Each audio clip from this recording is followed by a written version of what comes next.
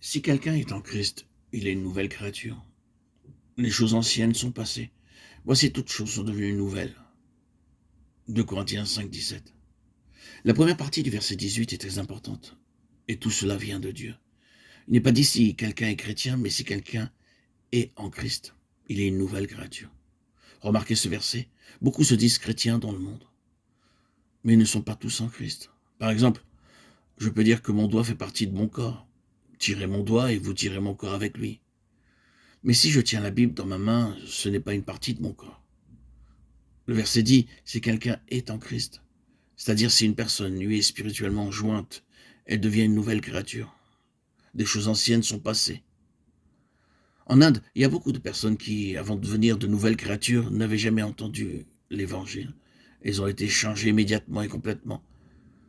J'ai vu cela dans d'autres pays. Par la grâce de Dieu et par la parole de Dieu entrant dans leur vie, beaucoup ont été transformés et sont devenus de nouvelles personnes. Leur visage resplendissait. On peut voir la lumière de Dieu sur leur visage. Elles ont une nouvelle vie dans leur cœur et une force nouvelle dans leur vie.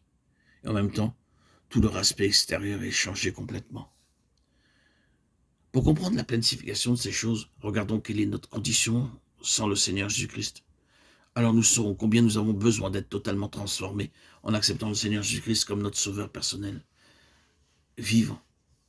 Le chapitre 1 d'Ésaïe nous dépeint clairement notre condition intérieure.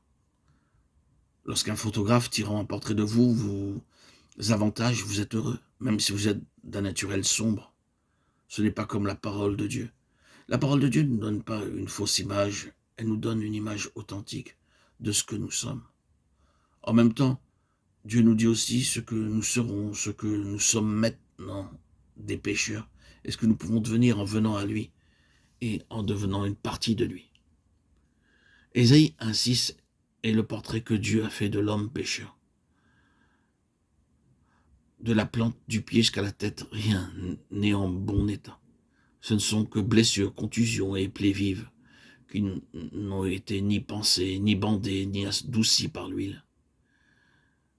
C'est là l'image que Dieu donne à chaque homme dans chaque pays, qu'il soit hautement cultivé, civilisé ou illettré. Sa condition intérieure est la même. Il y a quelques années, un ami me donna une belle grosse pomme rouge. Je pris un couteau, il l'ouvrit. Elle était pourrie. Je dis, mon ami me l'a donnée avec beaucoup d'amour. Pourquoi la jeter? Et sérieusement, nous paraissons si beaux, si doux, et si cultivés et polis. Mais à l'intérieur, tout est pourri. La parole de Dieu dit cela. Dieu dit clairement que de la plante des pieds jusqu'à la tête, rien n'est en bon état. Ce ne sont que blessures, contusions et plaies vives qui n'ont été ni pansées, ni bandées, ni adoucies par l'huile. Vous pouvez avoir vu des lépreux ayant cette apparence, dont le corps entier est couvert de plaies de la tête aux pieds. Les jambes, l'estomac, le dos et même le visage et les oreilles. Le corps entier bandé pour empêcher le pu de couler. Comme si Dieu disait, « Oh homme, voilà ta véritable condition. Mais tu ne la connais pas. » Disait Jérémie 17, 9. Le cœur est tortueux par-dessus tout et il est méchant. Qui peut le connaître? Maintenant, lisons encore ce que Dieu dit de notre cœur dans Matthieu 15, 19. Ce sont les paroles du Seigneur Jésus-Christ. Car c'est du cœur que viennent les mauvaises pensées, les meurtres, les adultères, les impudicités, les vols, les faux témoignages, les calomnies. C'est notre condition. Nos péchés peuvent commencer par une pensée. Oh, combien de sortes de mauvaises pensées nous avons tous. Pensées de haine qui viennent au-dedans de nous, tous. Pensées d'inimitié, de jalousie, pensées de cupidité, de tromperie, de mensonge, de cruauté, viennent comme un fleuve.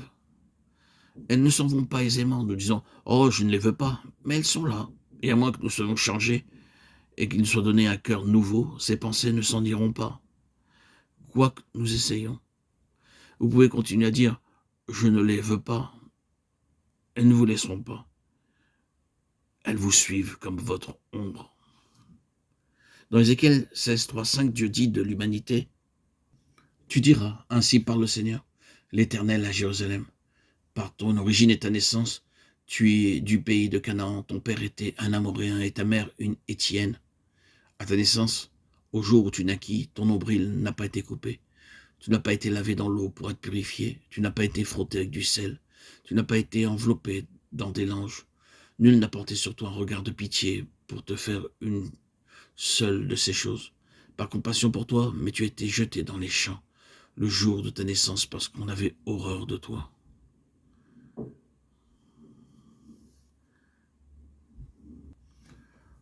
Ceci arrive dans n'importe quelle ville. Quand un enfant est le fruit du péché, il arrive que la mère sorte la nuit et jette l'enfant quelque part dans un champ. J'ai vu cela, un enfant désirable gisant dans un champ parce qu'il était né du péché. Et Dieu dit, ô homme, c'est ta condition indésirable de tous. Nos pensées sont mauvaises et nourries de mauvaises images qui ne peuvent pas être changées. Connaissant tout cela, notre Seigneur nous invite à venir à lui. Quand Dieu montre notre péché, c'est pour nous pardonner et non pour nous faire honte. Lorsque les hommes montrent nos péchés, c'est pour nous faire honte. Lorsque Dieu montre notre péché, ce n'est pas parce qu'il nous hait, mais parce qu'il veut nous sauver.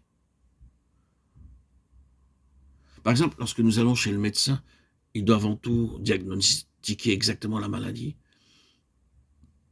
Il peut même passer une semaine en utilisant différents tests pour découvrir la nature de la maladie. Alors seulement, il peut être sûr. La parole de Dieu montre clairement et pleinement que notre condition est celle de pécheurs. Parce qu'il veut nous pardonner, nous transformer et faire de nous de nouvelles personnes. Il est préférable de confesser à Dieu notre condition que de vivre dans les ténèbres, mourir dans la honte et souffrir pour l'éternité. Lorsque Dieu commence à vous montrer ces choses en vous, ne pensez pas que Dieu essaie de vous juger. Il vous aime